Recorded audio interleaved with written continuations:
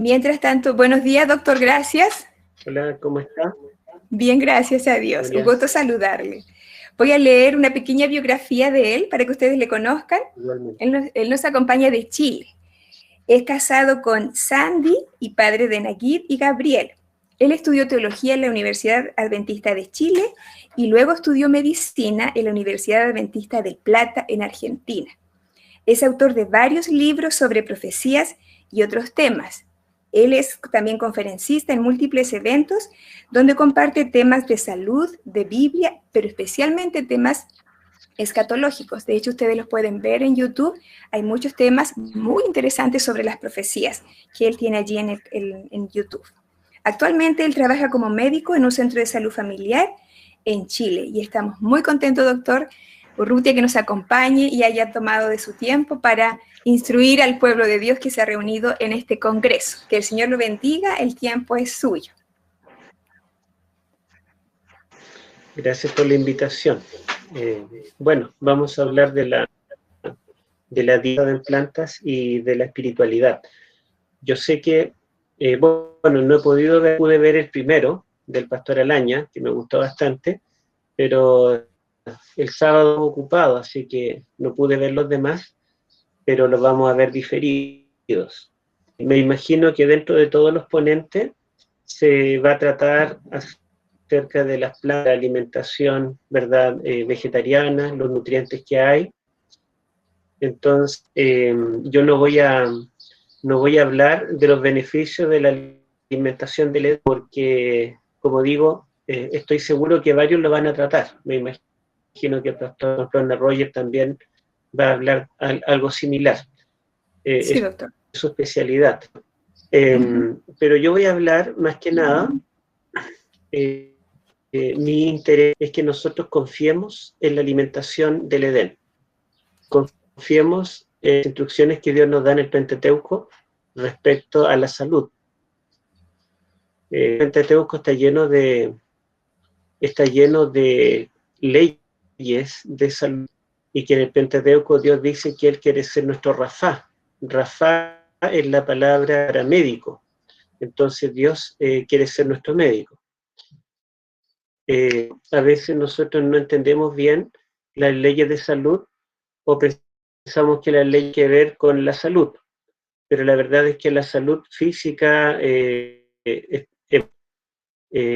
secundaria a un tema macro, es el tema de la caída y de la restauración de la caída. O sea, estos temas de salud, de la dieta del Edén, de la dieta de la prohibición de comer grasas saturadas, de Levítico 7, de la prohibición o consumir sangre animal o cualquier otra ley está en el contexto de la caída en el pecado y de la redención. La dieta del Edén tiene la particularidad que se dio antes de la entrada del pecado. En el contexto de la creación del hombre, del sexto día, el hombre y la mujer, a quienes Dios los hizo a su imagen y semejanza, por lo tanto, ya que eran imagen y semejanza divina, Dios les da autoridad sobre toda la creación, porque el ser humano va a ser el administrador de la creación divina. Y esta creación del dador de la vida, estaba en concordancia con la vida, con el principio de la vida. Por matar a ningún animal para alimentarse, ni animal pequeño, ni vertebrado, ni invertebrado. La alimentación humana y la alimentación animalmente de origen vegetal. Llámese, digamos, del reino vegetal, del reino fungi, como algunos hongos, ¿verdad?, que son comestibles, o del reino protista, como algunas algas que son comestibles también, pero todos los seres vivos, aunque tienen sus diferencias, tienen en común en que no son en hebreo, en Génesis capítulo 1, Nefesh Hayah, que se traduce como almas de seres vivientes. Son seres vivos, pero no en la calidad de los seres humanos, porque no tienen no sienten dolor, no, digamos, no ciencia. Por lo tanto, si yo me como una planta, no es lo mismo que yo tenga que matar mental. Bueno, el título que ustedes ven en la primera diapositiva dice La medicina moderna, y no me acuerdo qué más, la verdadera historia. Y es porque yo les quiero contar un poquito la historia de la medicina moderna, que el correcto nombre es medicina científica, o también se le llama medicina basada en evidencias. ¿Qué significa esto? La medicina moderna procura ser objetiva, no recomendar cualquier cosa para tratar un problema de salud, si bien algo que esté basado en la evidencia. Entonces, lo que decimos tiene que estar en estudios. Y bueno, seguramente ustedes han escuchado a varios de los que van a seguir escuchando hasta hoy, que están, dice, por ejemplo, se ha descubierto que, por decir un ejemplo, el hierro en base a algunos estudios no es, digamos, la misma forma que el hierro de origen animal, y que esto aparentemente coloca el hierro de origen vegetal en desventaja. Sin embargo, el hierro de origen vegetal está por sobre el hierro de origen animal, y otros estudios que se hacen pueden ir demostrando que los consejos los tratamientos de salud modernos son basados en evidencia. Estudios de las zonas azules, entre ellos en la población adventista de Loma Linda, se basa en estudios donde le toman muestras de exámenes, donde se hacen tabulaciones con la dieta, el estilo de vida, y se va estudiando entonces qué tipos de enfermedades crónicas ellos van teniendo y cuántos años es la esperanza de vida. Medicina moderna, basada en evidencias. Pero la pregunta es, ¿en qué confiamos nosotros? ¿En las evidencias científicas? ¿Cuál sería nuestra mayor fuente de autoridad? Y que no es bueno colocarlos como opuestos, o sea, o confío en la Biblia o en la... Porque todo lo que se descubre científicamente y lo que está basado en estudios, simplemente corrobora lo que dice la Escritura. La Biblia no nos da un manual de tratamiento para cada, de manera que necesitamos la medicina moderna. Al tiempo, la medicina moderna o la ciencia o las evidencias nunca serán superiores a la autoridad de la Escritura. Y lo que vamos a ver es que lo que Moderna ha descubierto en realidad revela, es lo mismo que dice la Biblia, pero en forma más sencilla y con milenios. Vamos a avanzar ahora. Yo doy algunos ejemplos de esto en un libro que escribí que se llama El origen de la vida, el Big Bang y el Génesis, que aquí trato el tema de los orígenes, pero doy varios ejemplos de cómo la ciencia moderna, ¿verdad?, ha llegado a donde ha llegado, a la prueba y ensayo, a la prueba y error. Sin embargo, esto ya estaba revelado. Cuando nosotros nos preguntamos de qué muere la población moderna, de qué morimos, ¿verdad?, no puedo preguntar por qué morimos. Ya no es una pregunta médica ni científica, sino que es una pregunta de carácter espiritual, porque la muerte entró por el pecado.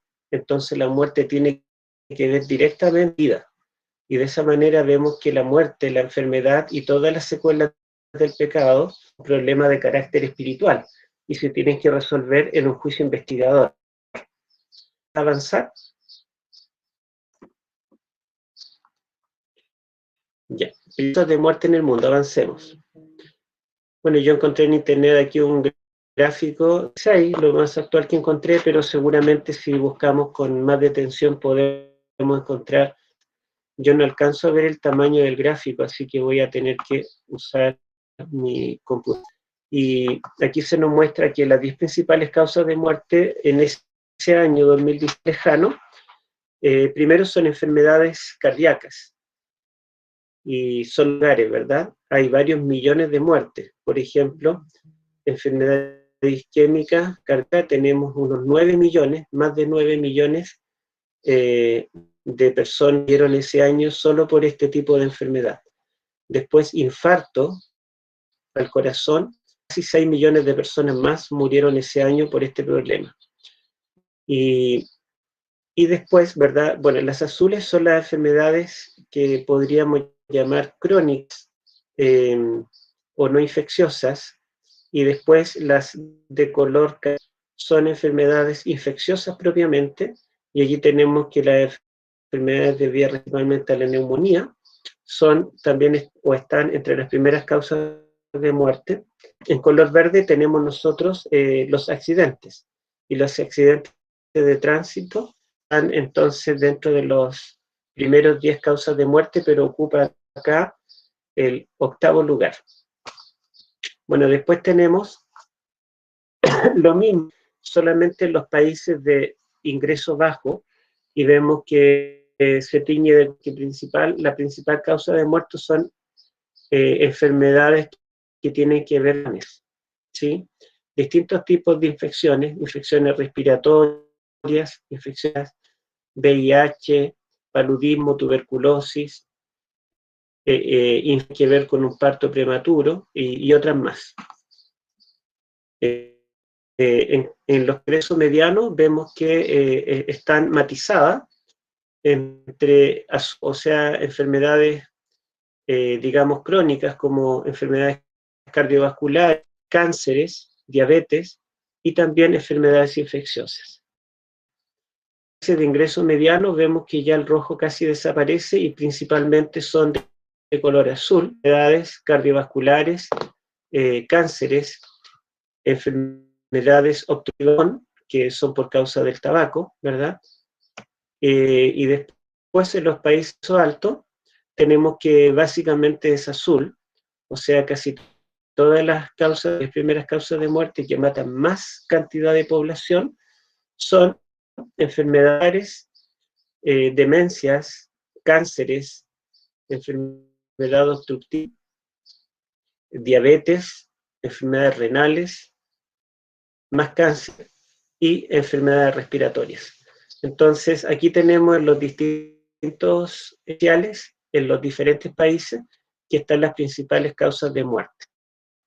Todas se pueden prevenir cumpliendo las leyes de salud del Pentateuco. Los accidentes de tránsito se pueden prevenir si nosotros somos temperantes, absteniéndonos de las bebidas alcohólicas, que es una de las principales causas de accidentes de tránsito. También si somos temperantes en el dormir y en el comer, porque produce sueño, debilidad, y también, ¿verdad? Si nosotros no dormimos y tenemos que ir a trabajar el otro día, podemos chocar porque nos podemos dormir. Entonces, el estilo de vida y las leyes de salud del Pentateuco son importantes para enfermedades. Como dije, las enfermedades al pulmón y algunos cánceres con el tabaco. El alcohol también está relacionado con algunos cánceres. Enfermedades crónicas como las enfermedades del corazón, las demencias, los cánceres relacionados con las carnes, la dieta prohibida en la Biblia, o principalmente las carnes inmundas que están permitidas si no se consumen como indica el Levítico, si no se elimina la grasa saturada de esas carnes, las vísceras y la sangre también son factores de enfermedades. Todo esto, ¿verdad?, lo podemos evitar si nosotros tenemos una dieta como la que Dios da en el Edén, una dieta que está respaldada hoy en día científicas, pero Génesis ya lo tenía. Después pasamos a lo de pandemia. ¿Y por qué quiero detenerme en esta diapositiva que habla de un ejemplo de pandemia? Es porque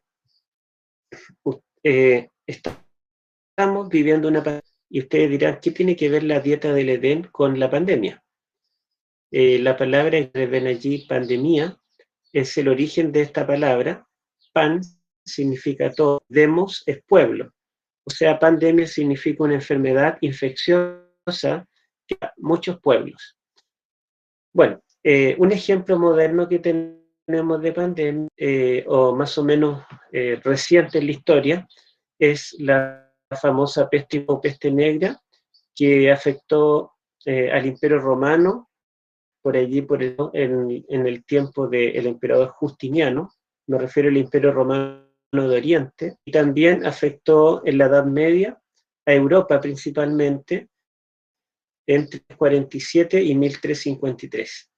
Murieron en Europa unos 80 personas, un tercio de la población que tenía Europa. Si sumamos los que murieron en la India, en lo que se llama la ruta de la seda, fueron unos 150 millones de una de las grandes pandemias que hubo en la historia. Y como siempre, hubo soluciones tanto desde la parte médica, científica, y la medicina moderna, como también de la medicina alternativa o integrativa, y también, ¿verdad?, de charlatanes, brujos, se buscó todo tipo de solución. Es interesante cómo la ciencia enfermería, me refiero a la medieval, la que fue en el siglo XIV, ¿no?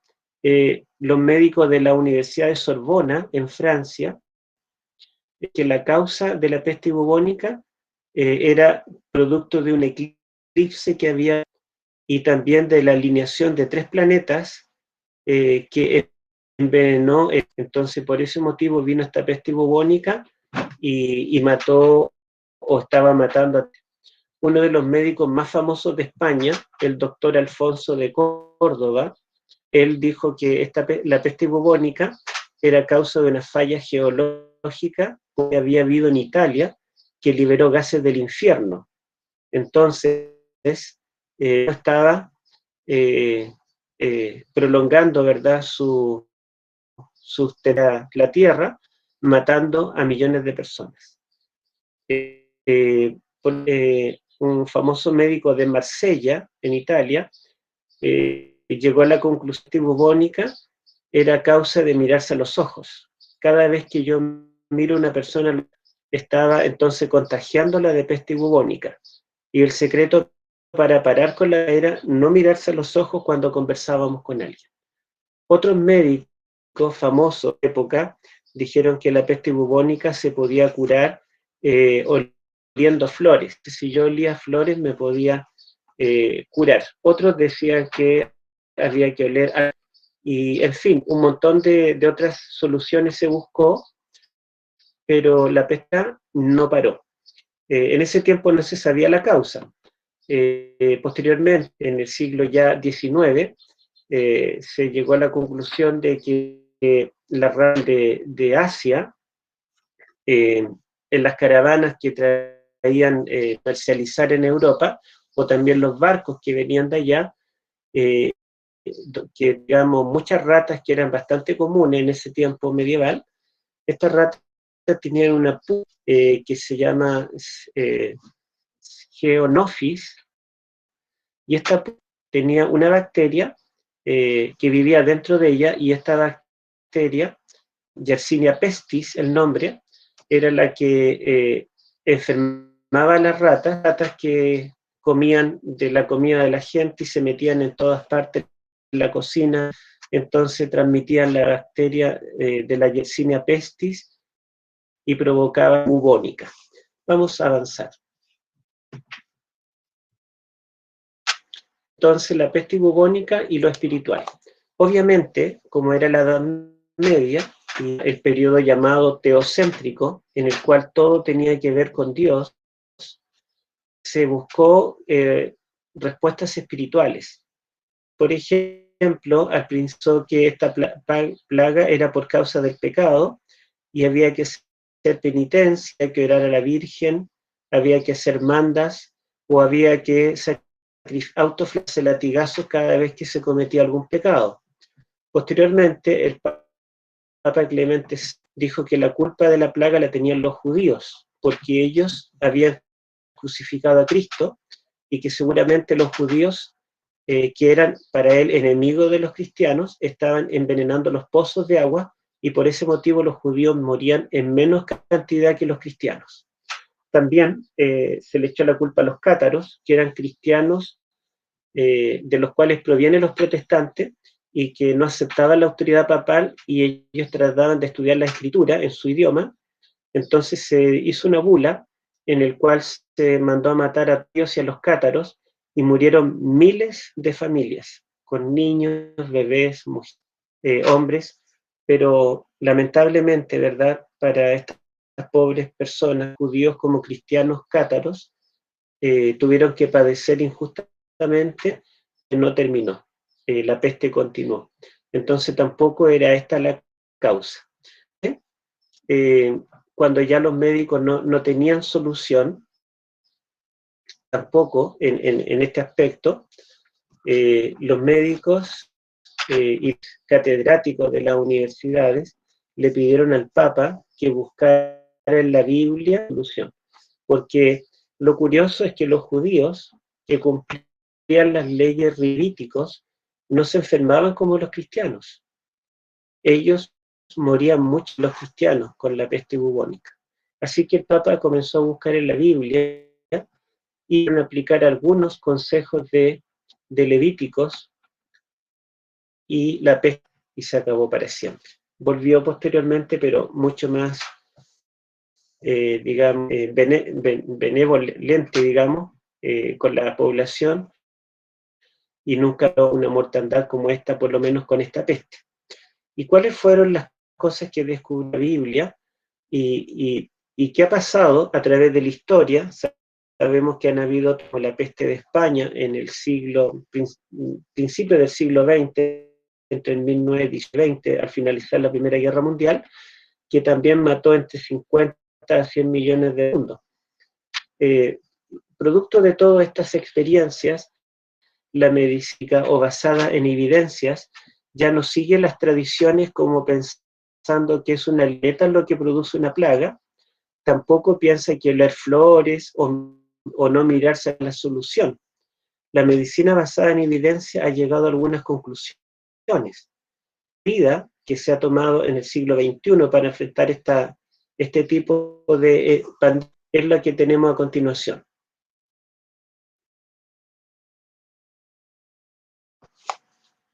Bueno, ahí es un ejemplo de la peste bubónica o peste negra. Fíjense ustedes, esos bubones en la pierna, ¿verdad?, en la ingle, que son ganglios inflamados, que según un testigo de la época dice que hasta es de una manzana.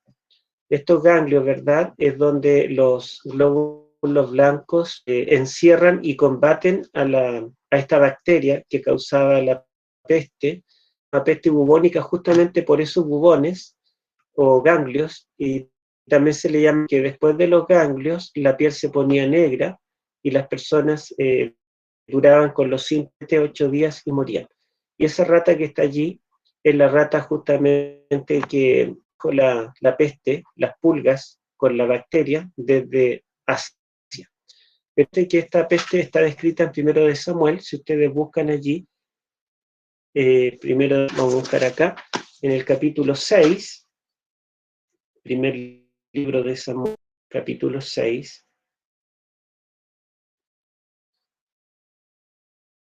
Acá, la tengo. Voy a leer el versículo 5 y 6.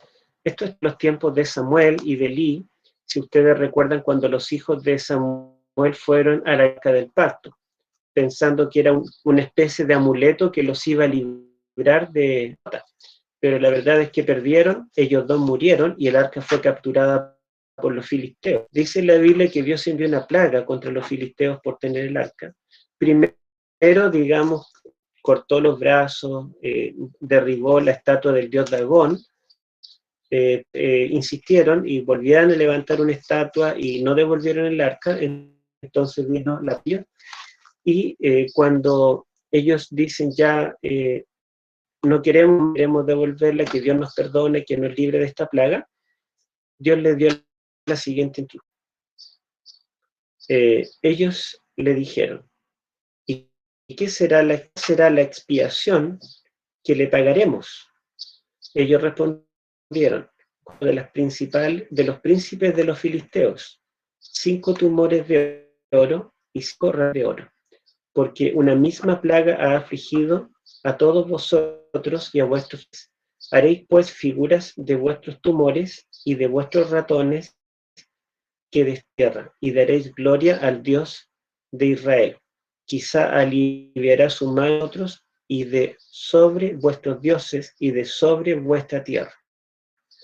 Ordena que el arca debe ser devuelta, pero con una caja que contenga 5 ratones y 5 bubones de oro, conforme al número de las ciudades o de la Pentápolis, que era el país de Filistea.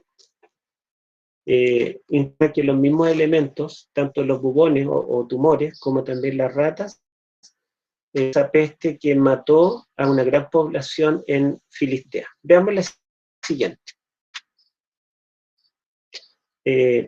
Entonces la medicina moderna, estamos en el siglo XXI, con muchos estudios, muchos médicos que han sacado premios Nobel, muchos avances, digamos, tecnológicos. La medicina moderna sabe 1000 veces más que lo que sabía un médico medieval. Entonces, aquí hemos llegado. ¿Qué es lo que propone la medicina moderna para paliar o para detener el avance de esta peste?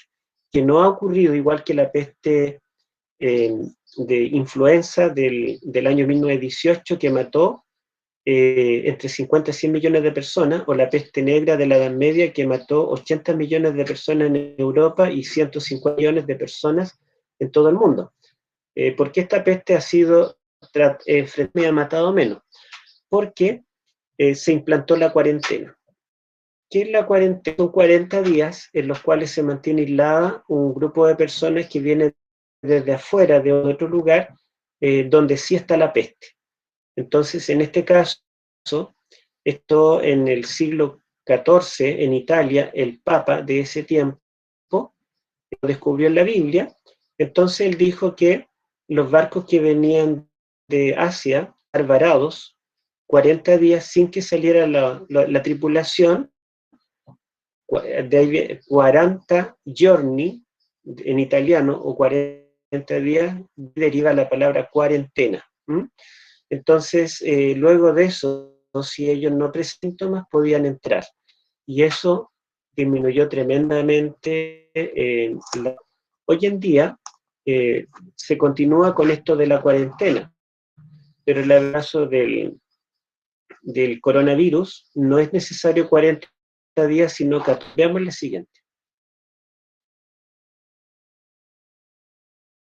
Bueno, ahí está el verdadero de la cuarentena. No fue en el siglo XIV, sino que fue revelada por Dios a Moisés 1500 años atrás, 35 siglos. El Señor le ordenó que les dijera a los israelitas: cuando una mujer conciba y dé a luz una mujer impura durante 7 días, como lo es en el tiempo de su... Al 8º día el niño será circuncidado. La madre deberá permanecer 30 días más purificándose de su flujo de sangre. No tocará ninguna cosa ni irá al santuario hasta que termine su periodo de purificación. Si ustedes suman en que ella debe permanecer impura, más los 33 días continuar purificándose, suman 40 días. De allí el Papa encontró cuarentena. Dijo, si la mujer tiene que purificarse 40 días, entonces dejar 40 días los barcos varados. Luego lo bajaron a 30 y fue una... Sin embargo, el término viene de acá. Pero esta cuarentena es lo que se llama en medicina el puerperio, que son 6 semanas después de haber concebido. Perdón, después. 6 semanas son 42 días. Entonces, el periodo del puerperio, que es un periodo particular de la mujer después de haber tenido un bebé, un cambio a nivel celular, hay células que comienzan a subir el tamaño del miometrio para volver a su estado normal, hay cambios, digamos, en la anatomía, hay una diferencia en la cantidad de hormonas, y todo ese periodo dura 40 días aproximadamente. Es de lo que menciona la Biblia acá en Levíticos capítulo 12. Veamos la siguiente. En cuanto a las enfermedades infecciosas, fíjense ustedes lo que dice 13, el Señor dijo a Moisés y a Aarón, cuando a una persona le sale alguna inflamación, erupción o mancha blancuzca que pueda convertir, se le llevará al sacerdote Aarón o alguno de sus descendientes. En primer lugar, yo quiero aquí destacar que esta Biblia, la Nacional, traduce enfermedad infecciosa o infección, que es una acción. La palabra hebrea es zaraat, que fue traducida judíos 3 siglos antes de Cristo cuando tradujeron la Biblia del hebreo para el griego, la palabra lepra, de donde viene después al latín lepra y al español la misma palabra, pero en el siglo XI, un médico árabe quitó la palabra lepra a la enfermedad causada por una que causa la enfermedad moderna de la lepra. Entonces, hoy en día traducir lo más correcto, porque está limitando todo este tipo de enfermedades de origen solamente a una enfermedad infecciosa que es la lepra y que es poco común en Occidente. Sin embargo, la palabra zaraat en hebreo se refiere a todo tipo de enfermedades, y la palabra lepra en griego, en el tiempo en que los rabinos dijeron el Antiguo Testamento del hebreo al griego, también era una palabra que tenía un significado abarcando todo tipo de enfermedad infecciosa. El famoso Medites, que digamos en base a él se hace el juramento hipocrático para los Hipócrates usó en sus escritos la palabra lepra para referirse a tipos de enfermedades de origen infeccioso. Por lo tanto, esta traducción acá sería mejor porque traduce la palabra zaraat como infección. En segundo lugar, quiero mencionar que cuando una persona tiene una enfermedad debe ir al sumo sacerdote Aarón. Y es aquel que nos comunica con el Dios del santuario. La persona enferma al hospital, no debe ir al consultorio, no debe ir al médico, debe ir en el santuario, encontrar la respuesta. Y ¿a quién debe presentarse? Sacerdote a Aarón. No estoy diciendo que no debe haber médicos, ni que no debe haber ni consultorio, ya lo dejé claro en la primera diapositiva. Lo que quiero decir es que la forma como Dios estructuró el tema de tratar en el pueblo de Dios tenía directa relación con lo espiritual. Nosotros creemos que hoy en día hay un santuario vigente, especial, y creemos que el sumo sacerdote de ese santuario es Cristo. La persona que contrae una enfermedad debe ir a Cristo, debe buscarlo. Por lo tanto, el remanente del tiempo del fin, que redescubre del santuario y redescubre el papel de Cristo en el santuario, tiene también redescubrir la verdadera causa de la enfermedad y la solución para la enfermedad. Continúo leyendo. El sacerdote examina si el vello en la parte afectada se ha vuelto blanco, la llaga se ve más hundida que la piel, entonces se trata de una enfermedad infecciosa. Después de examinar a la persona, el sacerdote la declarará impura. Si la mancha no se ve más hundida que la piel, ni el vello se ha vuelto blanco, el sacerdote a la persona enferma durante 7 días.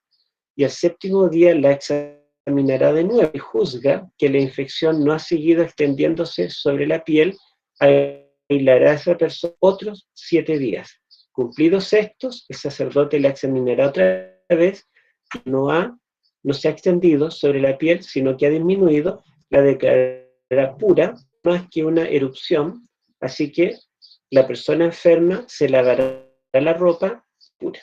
Fíjense ustedes cómo aquí en esta leyes de salud, la persona que tiene una enfermedad infecciosa debe presentarse al sacerdote, examinará la llaga y de acuerdo a las características, la persona permanecerá aislada 7 días, esa es la cuarentena moderna, y si es necesario, otros 7 días, 14 días, que un día se estima en este caso para esta enfermedad de origen viral. Y luego de eso, ¿verdad? La persona podrá volver al campamento, no antes lavado la ropa y lavado también la persona. Puede integrarse otra vez a la sociedad.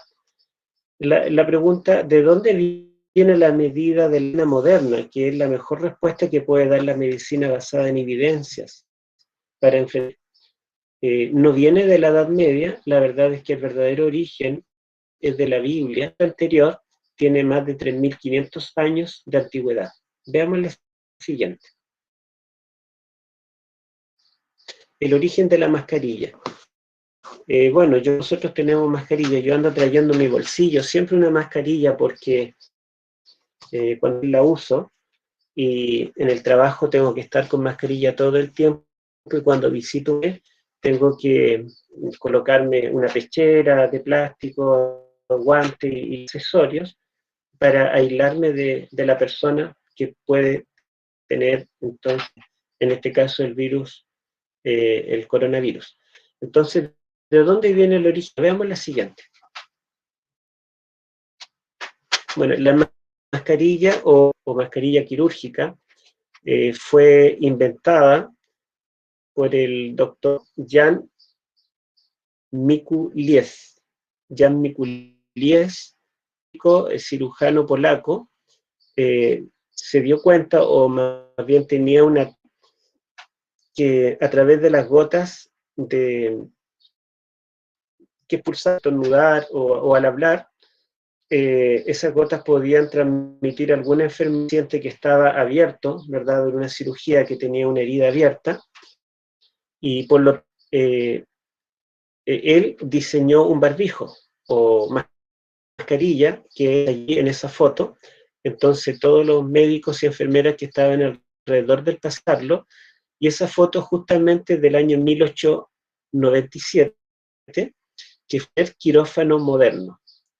Todos los, digamos, los procedimientos modernos usando mascarilla o barbijo, es el modelo de este médico. Obviamente, este doctor Mikulies no lo tomaron en cuenta y tuvimos que llegar al siglo XX, pasaron 3, hasta que en el año 1926 se logró demostrar que, porque los mismos microorganismos que estaban presentes en la nariz del personal que estaba operando, se encontró en las heridas de los pacientes. Y allí la medicina basada en evidencias implantó la mascarilla como un procedimiento de rutina para todo tipo de cirugía. ¿Desde cuándo que la medicina basada en evidencias usa la mascarilla? Desde 1926. Pero, ¿cuál es el verdadero origen? Veámoslo.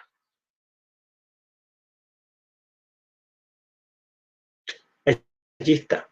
Está en Levíticos 13, 45-46, lo tengo aquí en la nueva versión y también la Reina del 60, como traducen esta palabra. Dice, la persona que contraiga una infección se vestirá de harapos y no se peinará, el rostro semicubierto irá gritando, impuro, impuro. Y será impuro todo dure la enfermedad. Es impuro, así que deberá vivir aislado y fuera del campamento. Reina Valera dice, y el leproso en quien hubiere llaga llevará vestido su cabeza descubierta y embozado es esto, embozado pregonará inmundo, inmundo, que la llaga estuviere en él, será inmundo, estará impuro y habitar fuera del campamento será su morada. Ustedes pueden ver aquí que Dios la da para aquel que tiene la enfermedad. Hoy en día se sabe, en realidad, quien debe usar la mascarilla es la persona que está infectada. Esa es la persona que puede contagiar a través de sus gotitas. Sin embargo, como no sabemos exactamente quién está infectado o quién no, en los primeros días la enfermedad es asintomática, entonces por eso se nos pide a todos mascarilla. Pero en estricto rigor, una persona que no tiene la infección no necesita llevar la mascarilla e infectar a nadie. Pero como no sabemos si el que está frente a mí tiene la infección, podría infectarme a mí. Así que es mejor que todos usemos mascarilla cuando estamos. Sin embargo, estrictamente hablando, la ciencia o la medicina basada en evidencia afirma exactamente lo que dice Levíticos, que la persona que está es la que debe portar mascarilla todo el tiempo en que esté con la enfermedad y debe permanecer, allí dice, aislado y fuera del campamento. Veamos la siguiente. Bueno, el origen del lavado de manos. Manos fue un tema bien controversial y que se cobró millones de vidas. La verdad, los médicos no se lavaban las manos hasta bien avanzada la historia. Recién, en 19, comenzó el lavado de manos antes de cualquier procedimiento, antes de los pacientes o antes de curar una herida o de hacer una cirugía. Veamos la siguiente.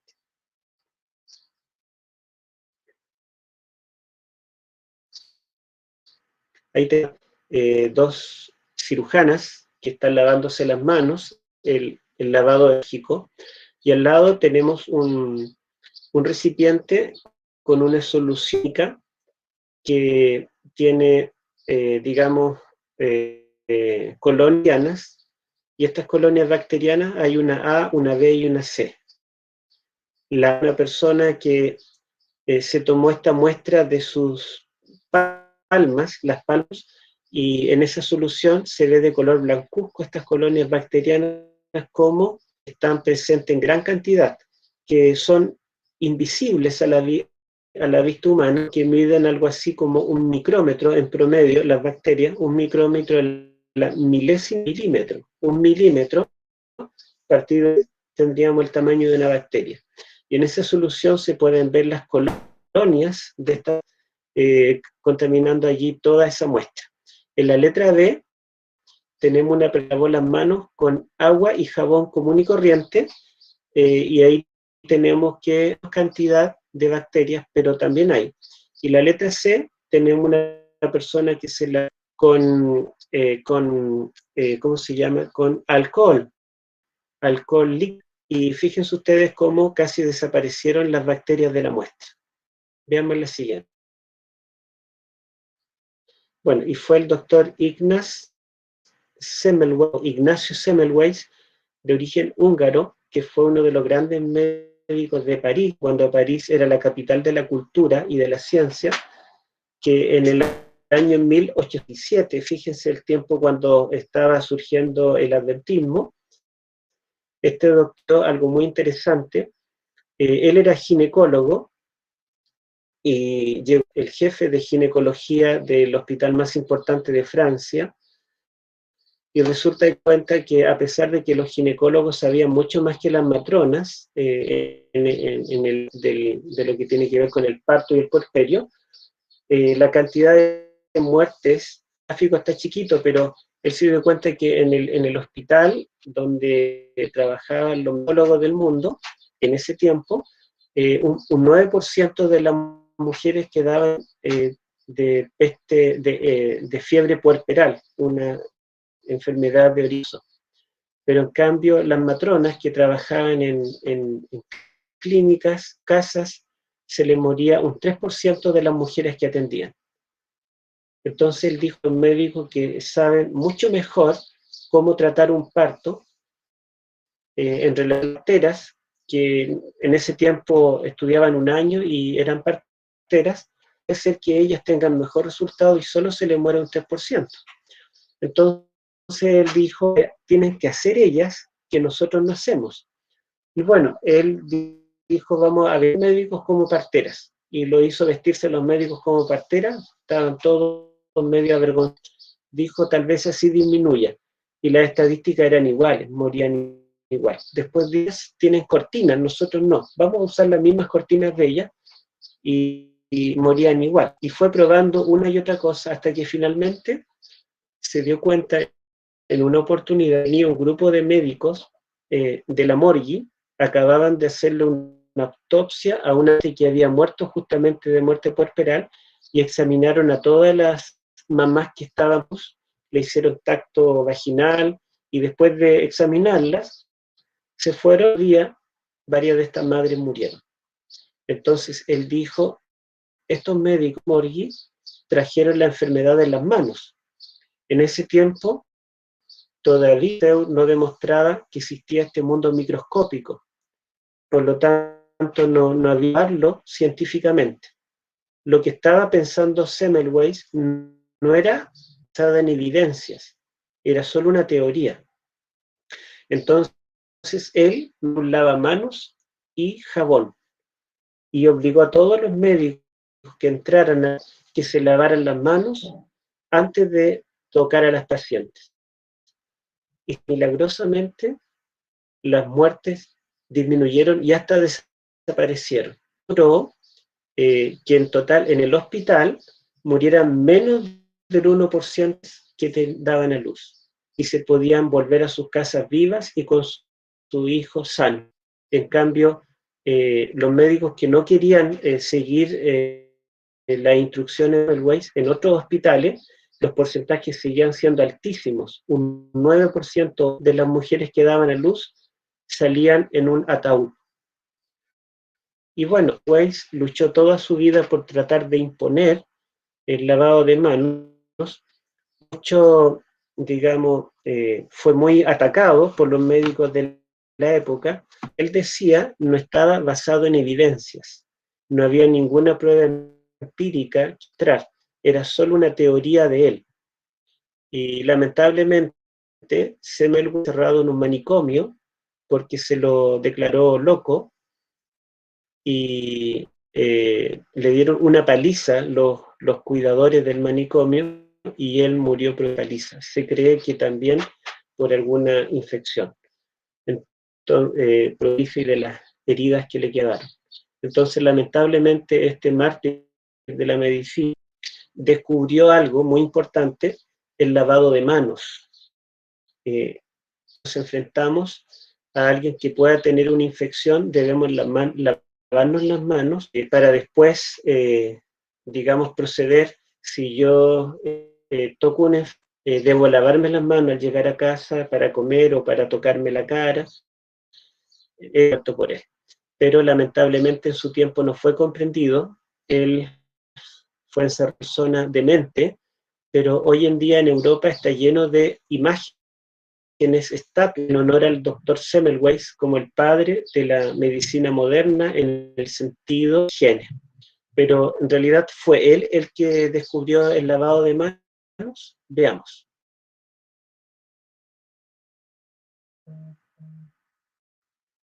Tenemos el verdadero origen del lavado de manos. Por ejemplo, en el 11.8.9 dice, el que se purifica deberá lavarse la ropa, todo el pelo y bañarse, así quedará puro. Solamente lo último, dice, lavará la ropa, se bañará, y lo mismo tenemos en esos textos. Vemos que el lavado, no solamente sino de todo el cuerpo, el lavar la ropa, incluso el cabello, para estas personas que contraían una enfermedad infecciosa que todo el cuerpo, era un requisito antes de que ellos se incorporaran al campamento. Dice Levíticos, yo no alcancé a buscar los textos, que si una persona tocar el moho o algo que tiene que está infectado, la persona lavarse las manos antes de hacer otra actividad. Que tocar algo contaminado con flujo, por ejemplo con flujo genital, edad de origen venéreo, esa persona, si tocaba ese objeto, estaba en contacto con la persona afectada o con el flujo de esa persona, debía lavarse las manos y algunas cosas, ¿verdad?, debían ser eliminadas para poder incorporar tratamiento. Entonces, el lavado de manos y la higiene, ¿verdad?, después de haber estado en contacto con una infección, viene de la Biblia.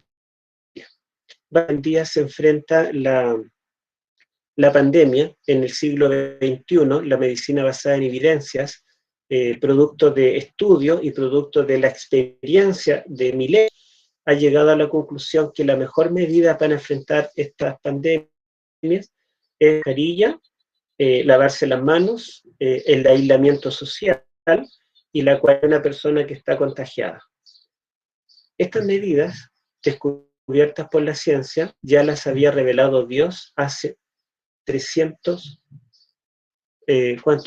hace 3.500 años atrás, cuando lo reveló en el Pentateuco. Entonces la pregunta es, si estas leyes de salud que tienen que ver con una enfermedad infecciosa son la mejor oferta que puede darnos la ciencia moderna, la medicina basada en evidencia, y que está acorde a la enseñanza bíblica, significará que la dieta del Pentateuco, que Dios también le da a su pueblo, allí, ¿será que esa dieta también será la mejor alternativa para tener una buena salud? Yo creo que la respuesta es obvia, ¿verdad? Veamos la siguiente.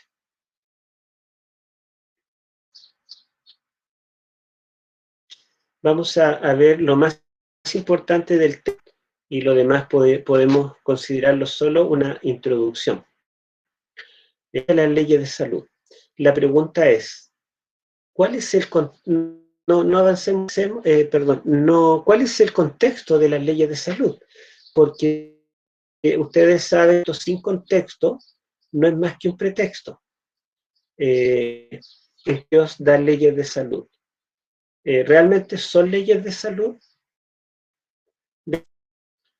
La sección de Levítico, ahora sí podemos avanzar la sección de Levítico de las leyes de salud, aunque leyes de salud tenemos repartidas por todo el Pentateuco. Ven que ya Génesis 1, que nos habla de la dieta ideal, es una ley de salud. Levíticos capítulo 25 y 26, que habla del año de reposo y del año hebreo, son leyes de salud. Vemos que las leyes ecológicas del Pentateuco son leyes de siembra, de cosecha, están mezcladas con elementos de salud pública. Entonces, la no contaminación del campamento, cuando el pueblo marchaba hacia la tierra prometida, usando la estaca, también leyes ecológicas y leyes de salud. Entonces vemos que las leyes de salud impregnan todo el Pentateuco, pero la sección principal que habla de leyes de salud está en Levíticos capítulo al 15, ¿sí? Y fíjense que en el capítulo 11 están las leyes de salud limpias e inmundas. Y yo creo que a muchos de ustedes le han preguntado por qué el artista no come cerdo. Muchos dicen, bueno, pero si es una ley ritual, es una ley de Moisés, no es uno de los 10 mandamientos. Y si las leyes rituales del Pentateuco están obsoletas, quedaron claros, ¿por qué entonces no debemos comer cerdo? Por otro lado, preguntan a un adventista, ¿por qué usted no come cerdo? Es posible que yo no como cerdo porque no es bueno para la salud, es la mejor carne. No como cerdo por razones de salud. Pero, ¿por qué Dios prohibió el cerdo? ¿Por qué Dios prohibió algunas carnes? Fíjense lo que Dios responde en Levíticos 11, 43 al 45. Dice, no hagáis abominables vuestras personas con ningún animal que se arrastra, ni os contaminéis con ellos, ni seáis inmundos por ellos. ¿Por qué? Porque yo soy Jehová vuestro Dios. Vosotros, por tanto, os santificaré y seréis santos, porque yo soy santo. Así que no contaminen personas con ningún animal que se arrastra sobre la tierra, porque yo soy Jehová, hago subir de la tierra de Egipto para ser vuestro Dios, porque yo soy santo. Entonces, ¿por qué uno no come cerdo?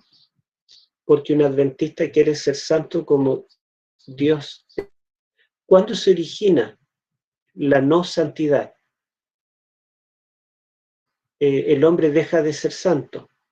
Cuando el hombre ya no puede ver a Dios, cuando el hombre es expulsado del Edén, en Génesis 3. Allí comienza la vida humana, que es una etapa del hombre caído. Antes de eso, el hombre es santo. Todo lo que Dios creó era bueno en gran manera. Por lo tanto, no hay imperfección, pecado, ni contaminación. El motivo por el que pide que no comamos carnes inmundas no es para que tengamos salud. Algo secundario. Es el resultado de, pero la causa es porque Dios quiere volvernos a la santidad del Edén, quiere restaurarnos. Ese es el motivo. Y fíjense que dice, porque yo que os hago subir de la tierra de Egipto. ¿Qué tiene que ver esto con el salir de Egipto, con la santidad? Fíjense ustedes que Egipto fue un exilio. El pueblo de Dios estuvo en Egipto. Pero, ¿cuál fue el primer exilio que experimentó la humanidad?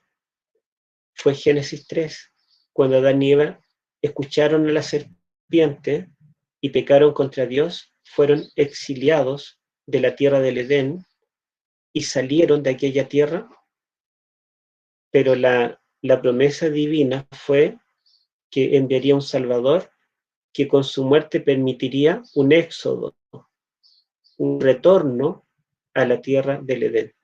En otras palabras, nosotros ver que el éxodo, que fue la liberación, ¿verdad? La liberación, la salida de esa tierra de esclavitud, de miento, es la razón por la cual Dios les pide que ellos sean santos. Salieron de allí para no volver más. Y así también Dios nos quiere sacar de este mundo donde impera la muerte y la enfermedad y el dolor para no volver más, volver a tierra renovada. Y después tenemos en el capítulo 15, que es el último capítulo de la sección de salud, los capítulos 11 al 15, y esto al capítulo 16, que es el capítulo que habla del gran día de la expiación. Y justamente el capítulo 16 es el que muestra la solución definitiva sobre el pecado. Entonces, fíjense ustedes, el 15:31 dice, todo lo que Dios prohibió, tanto las enfermedades infecciosas, lo que tiene que ver con la cuarentena del parto, lo que tiene que ver con la enfermedad sexual, lo que tiene que ver con las carnes inmundas, lo que tiene que ver con los hongos de la pared, etc. Dice, así apartaréis de sus impurezas a los hijos de Israel, a fin de que no mueran por sus impurezas, por haber contaminado mi tabernáculo que está entre ellos. En otras palabras, el motivo principal por el cual Israel debía guardar todas las leyes de salud era para no contaminar el tabernáculo en el cual Dios mora. Así como Dios moraba con Adán en el Edén y podía hablar con él cara a cara, pero el pecado produjo esa separación e introdujo la muerte. Entonces la enfermedad también produce una separación y contuario en el cual Dios mora entre ellos. Dios no quiere que nos apartemos de Él. Y ese es el motivo principal por el cual Dios dio leyes de salud. La salud de dar en esta tierra es una restauración en miniatura de la restauración definitiva que cuando Él venga en su segunda venida y acabe para siempre con la enfermedad, la muerte. Vamos a avanzar.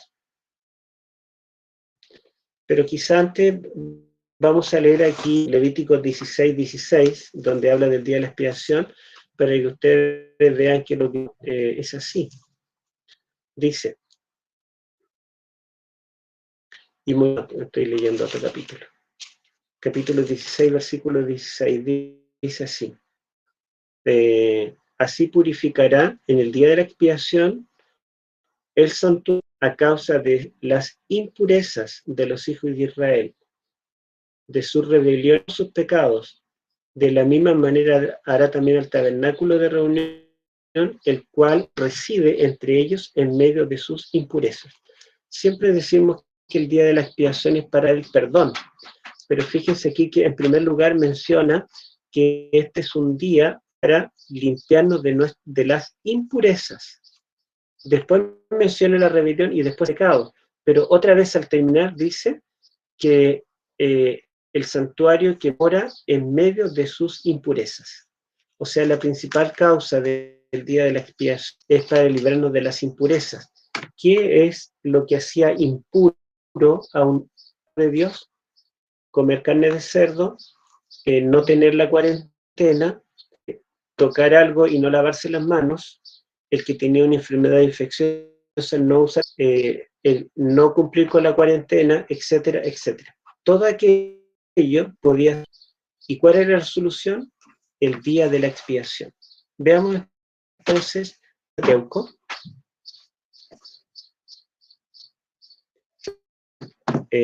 Dos textos es para que ustedes se den cuenta que el Pentateuco en realidad no son 5 libros.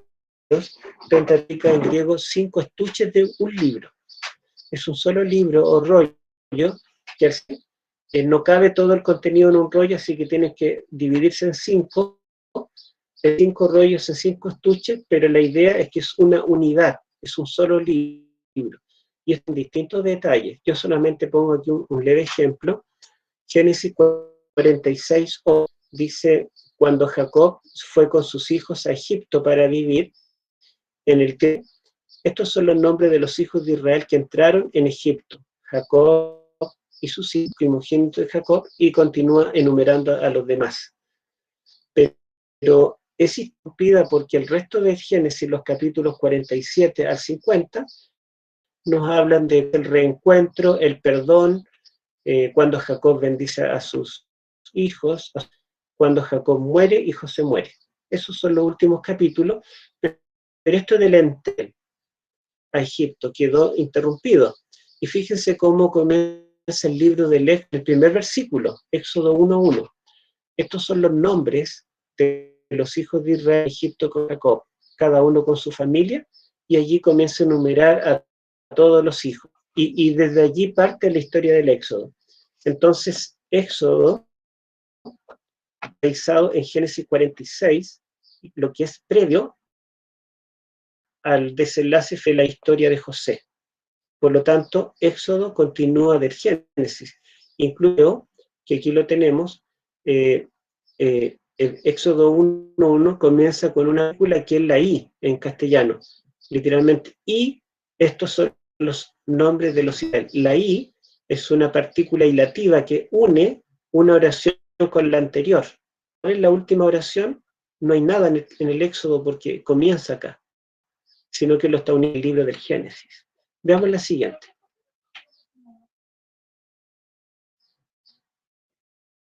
Bueno, y acá tenemos, ¿verdad?, que cuando sale de Egipto en el Éxodo, nos dice cuándo se detuvieron. Ellos salieron de Egipto, si ustedes recuerdan allí en Éxodo capítulo 13, dice que fue el día 14 del mes primero del calendario hebreo, en que ellos salieron, que fue la Pascua cuando murió el Cordero. La muerte del Cordero sustituto fue la causación. Por lo tanto, el Éxodo, que es una miniatura, el Éxodo de este mundo caído, significa que la solución está en la muerte de un sustituto.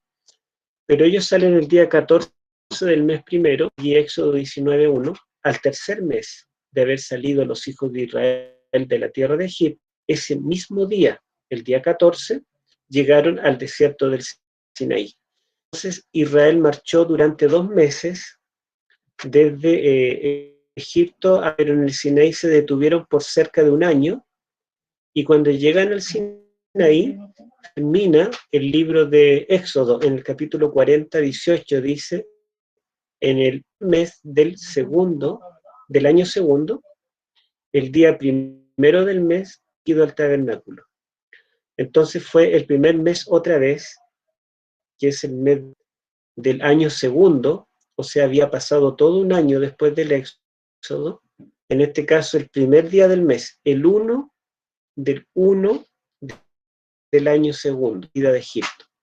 Y después tenemos nosotros que el libro de Números comienza diciendo así: habló Jehová a Moisés en el desierto del Sinaí. ¿Dónde está todavía Israel? En el Sinaí. ¿Cuándo llegaron al Sinaí? En Éxodo 19. ¿Cuándo habló a Moisés en el desierto del Sinaí? En el tabernáculo de reunión, el primer día del segundo mes, el año segundo de su salida de la tierra de Egipto. Entonces el libro de Números comienza el primer día del año segundo de la salida de Egipto. ¿Y dónde termina Éxodo? El primer día del primer mes del año segundo. En otras palabras, entre Éxodo y el principio de Números tenemos solo un mes. Significa que en 3 episodios está la revelación del libro de Levíticos. Y Levíticos es el libro, digamos, que no tiene historia, la velocidad narrativa del Pentateuco para el Levíticos, y solo se ocupa para este libro. No son los largos años de los mes, ni tampoco son los milenios que pasan desde la creación hasta la historia de José, sino que Levítico solo nos narra un mes, pero nos narra eventos históricos. Y ustedes pueden ver allí en números 10, 11 y 12, en el del año segundo, el día 20 del mes, la nube se alzó del tabernáculo y repartieron de allí.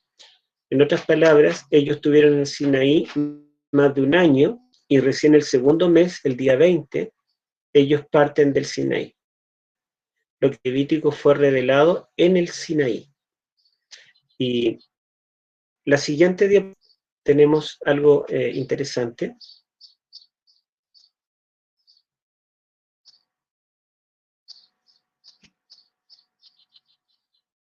Ya, en hebreo, yo voy a sacar aquí una imagen que no me deja leer bien. Bueno, aquí tenemos en Éxodo 25:1, que es cuando Moisés tiene que subir al donde él se encuentra con Dios cara a cara, un evento climático, narrativa del Pentateuco. Allí dice, dice, y habitó la gloria de Jehová sobre el monte Sinaí. La frase la gloria de Jehová lo puse en azul.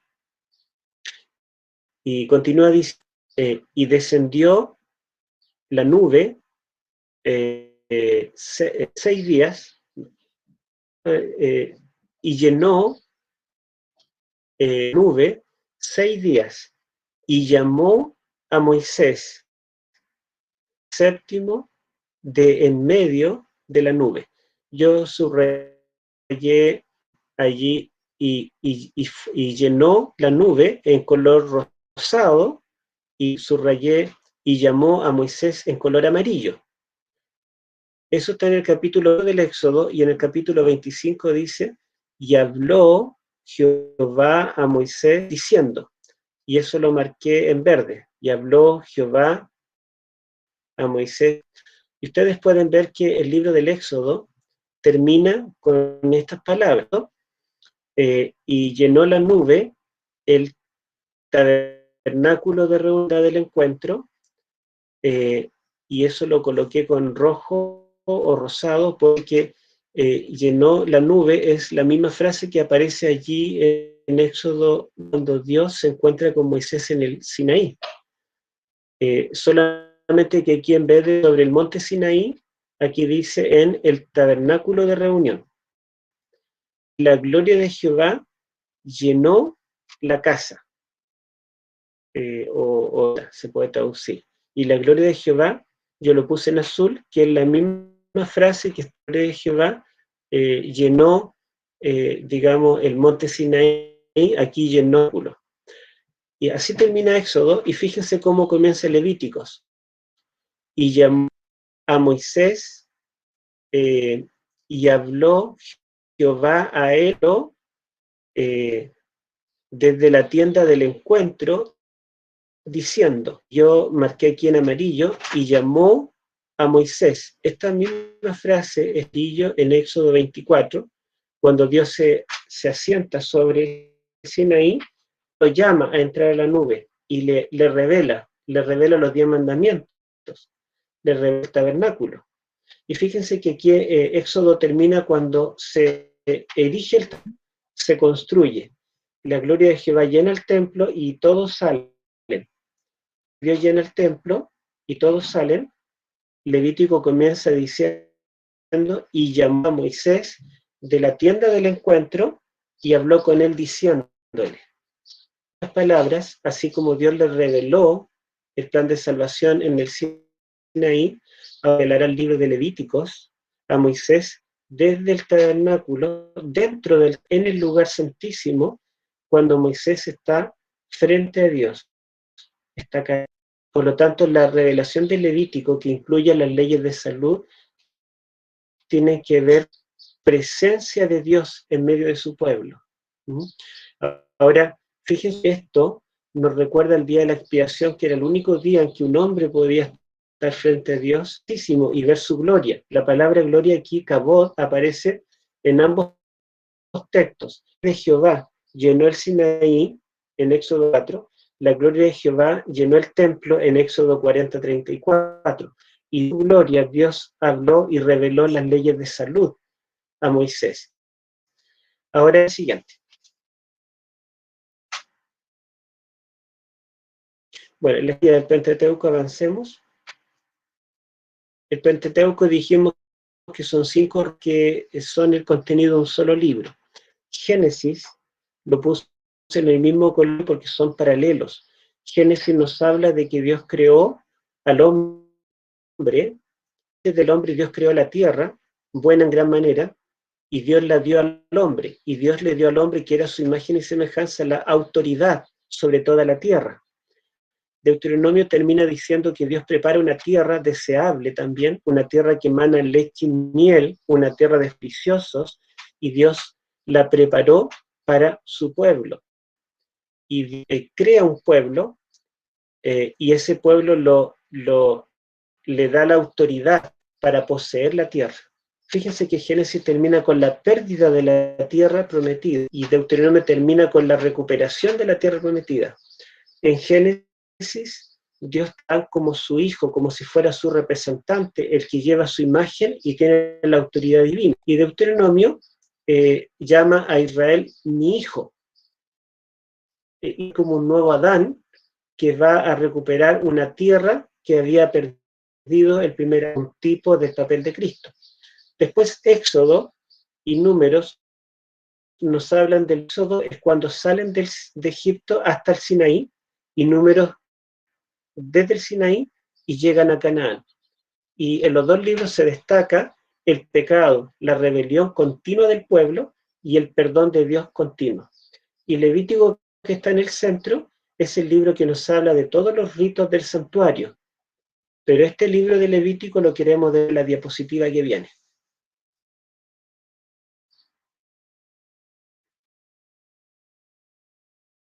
Bueno, Levíticos tiene 7 partes.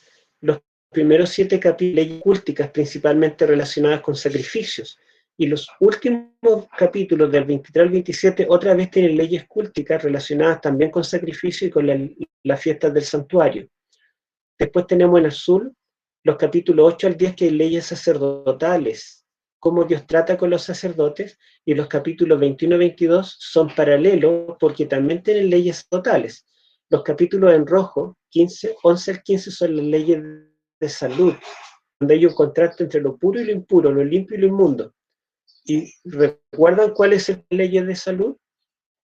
Ser santos. Y son una sección de los capítulos 17 al 20, donde están las leyes del contraste entre los santos. Allí Dios dice cómo quiere que vivamos para ser santos. Entonces ese contraste profano es paralelo con el contraste entre puro e impuro. Y y la cima de esa escalera, de esa pirámide, es el capítulo 16, el Yom Kippur, la expiación, donde lo que está en rojo, lo que impide, lo que nos contamina, es solucionado.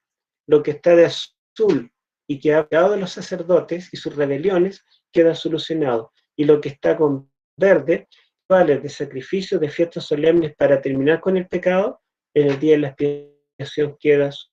Entonces ustedes pueden ver que el centro del libro de Levíticos es el 6, el día de la expiación.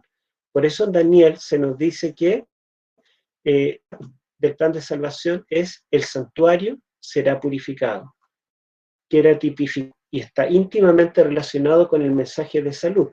Veamos la siguiente. Pero como Levíticos es el centro del Pentateuco, miren, significa que si Levíticos es el centro del Pentateuco, la siguiente muestra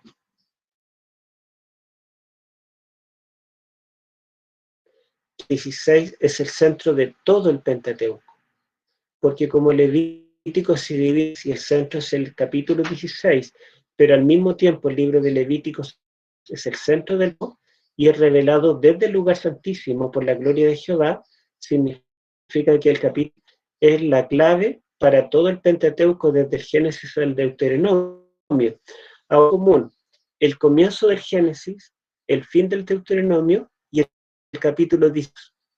Les diré lo que tienen en común. Génesis, capítulo 1, es la única historia cuando el hombre puede hablar con Dios cara a cara. Ya no hay pecado, no hay enfermedad y no hay muerte.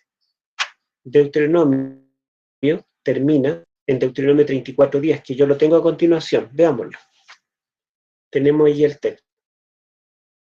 Después que muere Moisés, dice el Pentateuco para dar al libro, nunca más se levantó un profeta en Israel como Moisés, a quien dio cara a cara. Fíjense que el Pentateuco comienza en Génesis cuando el hombre cara a cara. Termina mostrando que Moisés, como Adán, cara a cara. Y el centro del Pentateuco, Levítico 16, es el día en el año en que un hombre entraba al lugar santísimo y podía ver la.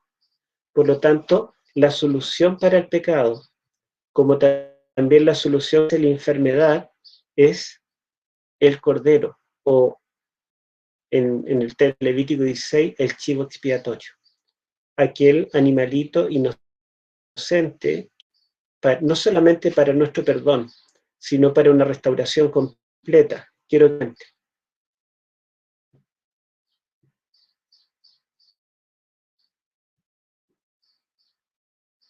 bueno, ahí tenemos los dos chivos, pero veamos la siguiente.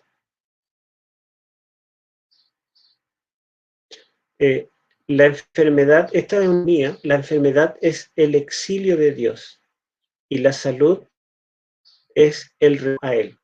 Miren lo que dice Isaías 53, despreciado y desechado entre los hombres, varón de dolores, experimentado en sufrimientos, y como que escondimos de él el rostro, fue menospreciado y no lo estimamos. Ciertamente llevó él nuestras enfermedades y sufrió los dolores, pero nosotros lo tuvimos por azotado, como herido y afligido por Dios. Fue herido por nuestras rebeliones, molido por nuestros pecados, por darnos la paz, sobre él el castigo, y por sus llagas fuimos nosotros curados.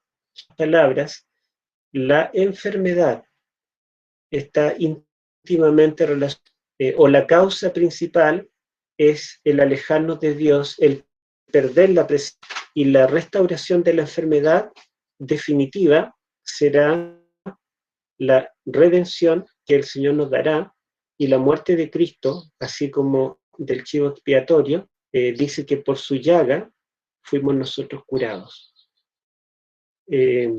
Podemos ver que nosotros tenemos un estilo de vida bíblico, seguimos las leyes de salud, no por cuestiones rituales, tampoco por motivos egoístas, como para querer vivir más años o ser más sanos que otros. Todo eso es secundario. Nosotros tratamos de vivir la Reforma Pro Salud, que en primer lugar amamos al Dios de la Biblia, creemos en su plan de redención, porque somos colaboradores de este plan de restaurarnos primero, de restaurar a los que nos rodean. Este es el propósito del Creador. Fíjense ustedes que 16 es la gran solución, porque Dios lo que no solamente es que tengamos menos dolor, menos enfermedad, Dios quiere una completa. Y por eso ustedes pueden entender algunas citas de Elena de White, donde la persona no está dispuesta a cambiar de vida, no oren por ella para que se sane. Es egoísta, pero la verdad es que tiene toda la razón, porque la oración por un enfermo está realmente vinculada con los consejos que le vamos a dar, con cambios que pueda hacer en su vida. Y saben ustedes que una persona moderna, la medicina basada en evidencias, ya sabe que la carne de cerdo, ya sabe los daños del alcohol, ya sabe lo que produce el tabaco, ya sabe la mejor bebida, y sabe casi todo lo que está en la Biblia.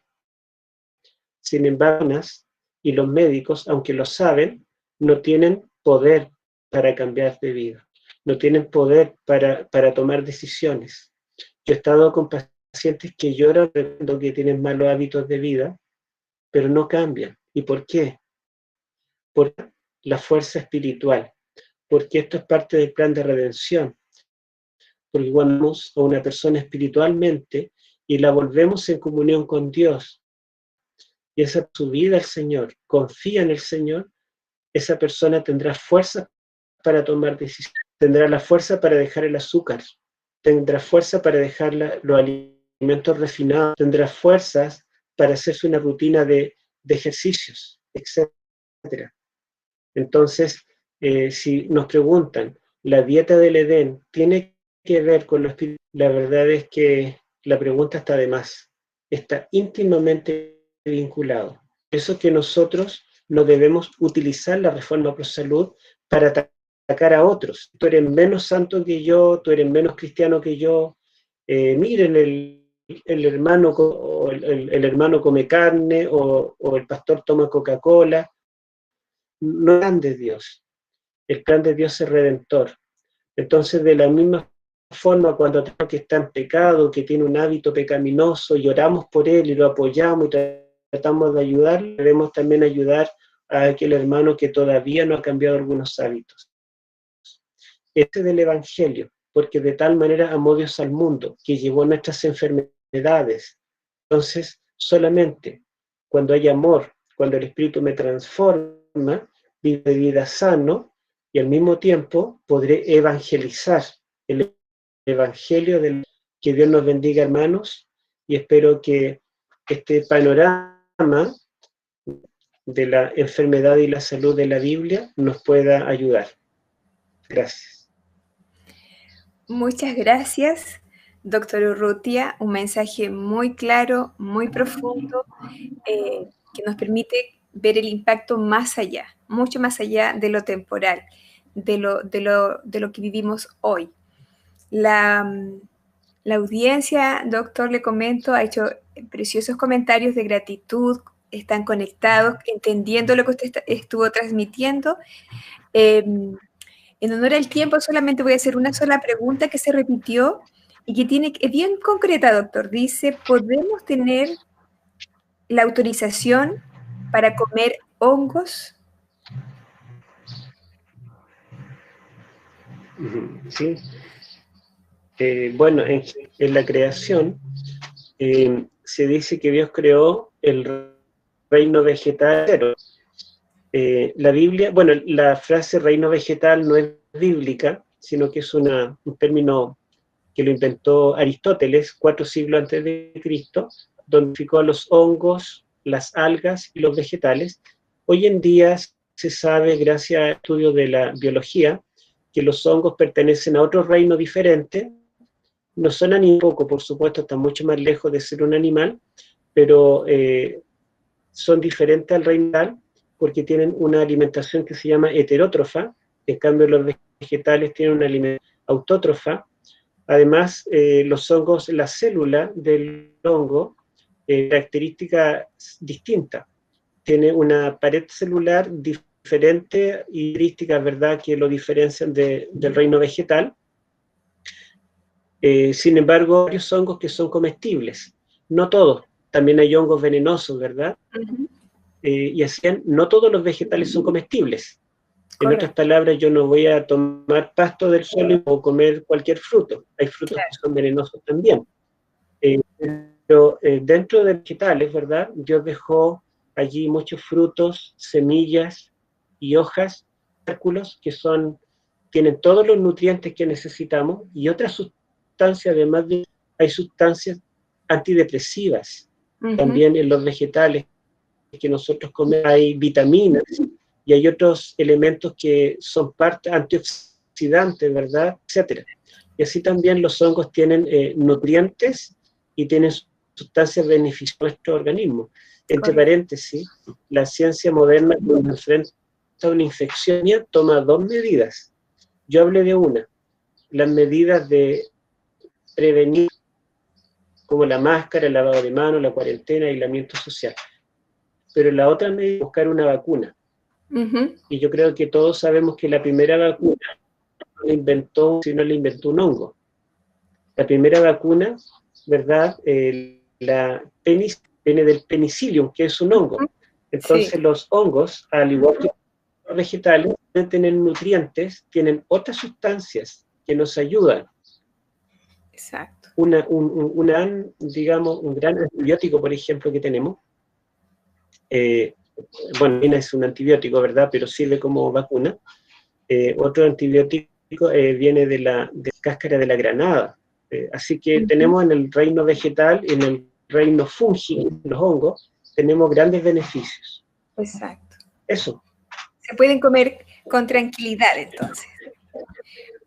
Muchas gracias, Sí. doctor. Muy clara la respuesta, muy informativa, y agradecemos tremendamente el mensaje que ha compartido hoy día con nosotros en este congreso. Agradecemos su tiempo y deseamos que el Señor le bendiga junto a su familia, en su ministerio y en su trabajo. Muchas gracias. Gracias.